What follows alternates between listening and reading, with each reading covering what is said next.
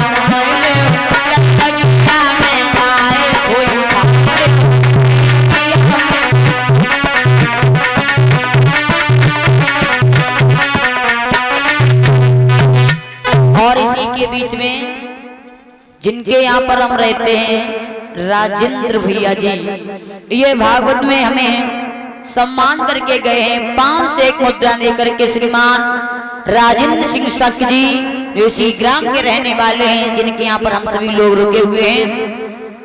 ये लोग बहुत ही सम्मान करते हैं। 7 दिन व्यतीत हो गए हैं, राजेंद्र भैया ने बड़ा प्रेम सम्मान दिया है और आज भागवत में सम्मान 5 से 1 मुद्रा से किया है। ठाकुर जी से कामना करूंगी भगवान लंबी आयु धन के भंडार भद्र समाज में सम्मान मिलता रहे। बोलिए वाके बिहारी लाल की। आज मेरे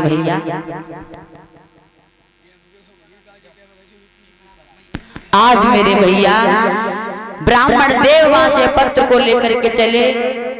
धीरे धीरे पत्र को आज लेकर के जैसे ही आए तो मेरे दादा उसी समय वृक्षों की छाया देख के सो गए।